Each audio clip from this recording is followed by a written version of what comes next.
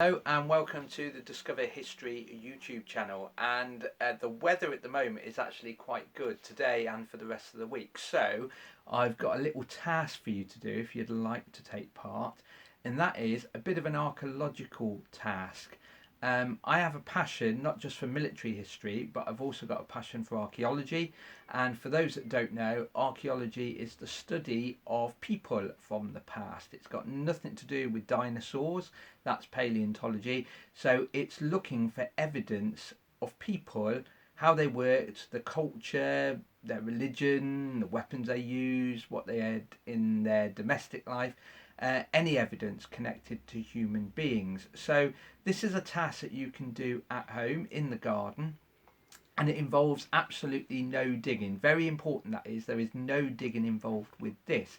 Not all archaeology is digging, by the way. There are some archaeologists that dive for shipwrecks, and therefore they're maritime archaeologists. There's also building archaeologists as well that actually record buildings that are still above the surface, that are not ruinous as of yet. So this little task involves you taking a container, and the container can be anything really. This is an old takeaway container and is very useful, and what I want you to do is do something very similar to what archaeologists do, which is actually known as field walking. Now, because of the lockdown, I am not encouraging you to go out into a field and field walk. This is something you can do at home. Field walking, however, is usually when you walk across a field set out in a grid pattern and you're looking on the surface. So you don't need a shovel, you don't need a pickaxe, you don't need a mattock, you don't need anything for digging. You're looking at the surface and you're picking objects up. So with your container, I want you to go into your garden, into your flower beds, into your vegetable garden, vegetable patches and so on, taking your container and pick up any objects that you see on the surface that could be interesting. You've got to try and judge this. Is it just a pebble? If it's just a pebble, leave it where it is. But if it's something that looks interesting, something connected with people, then pick it up. For example, here we have an old fragment of brick. So I've picked it up and I will pop it in my little container. So this is something you can do at home. Have a look and pick up things off the surface. Now, once you've done that, what you need to do is take those objects in the house and wash them carefully. So take a bowl of water, put them in the water, let them soak for a bit, and then give them a scrub. Try and be gentle with these objects. You don't want to break them any further. And some of the little tips when you're cleaning archaeology, if you've got something like a toothbrush or a fingernail brush, they're really good. Just use them gently. If you've got objects that are falling apart, then you might want to put a colander inside the bowl so you don't lose any of the little bits that belong to that individual object. So you need to clean it and then dry them. The best thing to do for drying them is lay them on a paper towel, maybe in the sunshine or just on a draining board, and then you need to make a report. Archaeology involves a lot of report filling, and when we do this activity in schools, we always take along our record form, and this has a number of questions on, and you have to fill in one record per object that you found. And even though you won't be able to get hold of one of these at the moment, you can make your own at home. Take a notebook, take a piece of paper, and you want to ask the following questions. What is the object made from? In other words, what material is it? It's very important to get that. Is it made of clay? Is it made of metal? Is it made of bone? Then you want to say, is your object complete or is it just a fragment? It might be a broken piece of pottery. It may be a complete badge, for example. What colour is your object? Try and be descriptive. Is it reddish brown? Is it red? Is it brown? What does your object feel like? Is it smooth? Is it soft? Is it really rough to touch? Is there any decoration on your object? Can you see any patterning around the edge? Maybe a picture on it? And then you want to guess, and this is a really good thing that archaeologists are always scratching their head about. What is the object and what is that object for? And then finally, draw your object. Take a piece of paper, draw your object as detailed as you can. You may even want to take a ruler so you can actually measure your object and put the measurements down as well. Your record is really important. Every object should have a record connected to it. But remember, there is no digging involved in this exercise whatsoever. You're picking things up off the surface. Now, once you've done that, you might want to get all your objects together and sort them. This is another task that archaeologists will do. Sort them into categories. What materials are these objects made from? Here's a few that I found in the past. I've got a little label that says glass on it, and in that pile I may put an old bottle. This is an old camp coffee bottle that was found in the garden. That will go in the pile which is labelled glass. You may have a pile labelled up metal objects.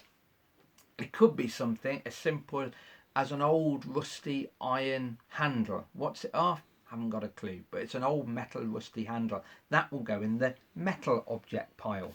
But something that I really like are coins. Obviously, if you're lucky enough to find a coin in your garden, that also goes in the metal pile.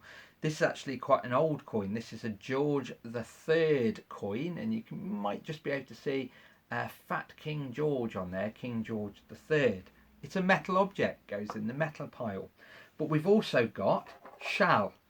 Now, if you're in Worcester, you may find shells anyway, because shells were imported up from the Bristol Channel to eat. It was actually a poor man's food years ago, and in an age where not many people had dustbins, most rubbish was buried in the garden. So these may turn up in your garden, oyster shells, but it's a shell, so that will go in a separate pile from the glass and from the metal.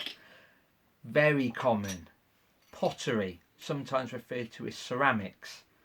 You will usually get a lot of this. Once again, broken objects, things that have been thrown away in a rubbish tip in the garden.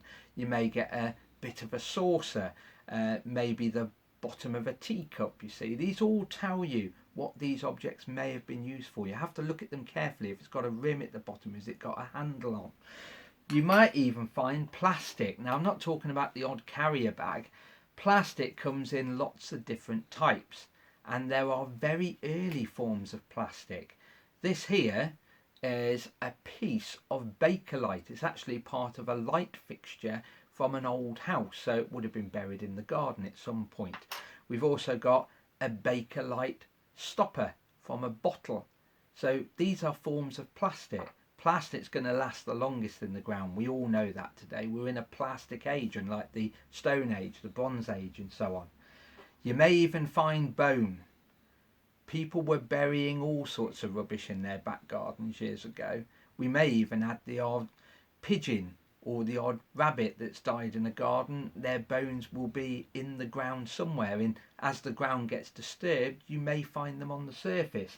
So bone will go in a separate category. Bone. You then may have stone. Now, I mentioned pebbles. We're not talking about the pebbles that you get in the ground anyway. We're talking about worked stone, and this is a piece of worked stone. In other words, are there any signs where people have actually worked it, used a chisel on it? Are there any chisel marks on it and things like that? That's worked stone, not a pebble that's found in the ground naturally, but a piece of worked stone. So what you need to do is go into the garden and look on the surface. No digging, remember. This is often referred to as field walking. You pick up the objects, you give them a good clean, you dry them off, you record them, and then categorise them. And something that you might want to do whilst you're at home at the moment is maybe have your own little museum. Invite your parents to have a look at a display of the finds from your back garden. It's a fantastic little thing to get involved with. I have a passion for archaeology, I always have done, and that probably dates back to the 1980s when I was growing up, and I went into town virtually every Saturday to look at the Deansway dig and also the Blackfriars dig, if anyone can remember those digs. However, there are two things you will always find in your back garden, and they are these. You will find countless numbers of these. You may even be lucky enough to find that, or maybe a nicely decorated one like that. So what are they? Well, very simply, they're the cigarette ends of the day. You will always find these in your garden. They will usually be found on the surface. They're really, really common, and it's from an age when we used to smoke using a pipe. Now, these are interesting things. You cannot date a pipe by the stem.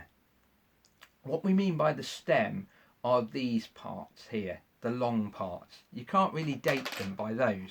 However, if you take a close look at the bowl, which is where they used to push the tobacco, that you can date loosely. And that's because the smaller the bowl, the older it is. Now, when tobacco first came to Britain in the 1500s, it was really expensive stuff. I also find it amusing that when tobacco was smoked years ago, it was not recreational smoking. It was mainly done to clear up a chesty cough, for example. You'd go to the apothecary and they may give you tobacco as a treatment. You smoke it, it makes you cough. It clears your lungs, you see. So when tobacco first came to Britain, it was expensive. The bowls were small because it was so expensive. But as you go through history, especially by the 18th and 19th century, the bowls do get bigger. And that's really down to the fact that tobacco is now cheaper. Now, I've got some replicas. This here is a very early pipe from the 1500s. Look at the size of the bowl. Tiny. Stems, like I said, you can never date them. But the bowls, the smaller the bowl, the older it is. This one from the 1500s, tiny amount of tobacco in there. When you get to the late 1600s, 1700s, the bowls get bigger, as you can see. And then finally, you get bigger bowls by the 19th century. And it is really good to see the comparison. But clay pipes you will always find in your back garden. The only other thing that you will find lots of in back gardens is this. Pottery plates that have been broken, usually blue and white. Those fragments would have looked like that when they were brand new. So hopefully over the next few days you get in the garden and do a bit of archaeology, but surface archaeology. We're doing field walking, no digging in your back gardens, especially not yet. Anyway, hope you enjoyed the video. Maybe share your finds on our Facebook, Instagram and Twitter. Let us know what you've come up with. Maybe you've got treasures in your back garden. Stay safe, stay in, and see you soon.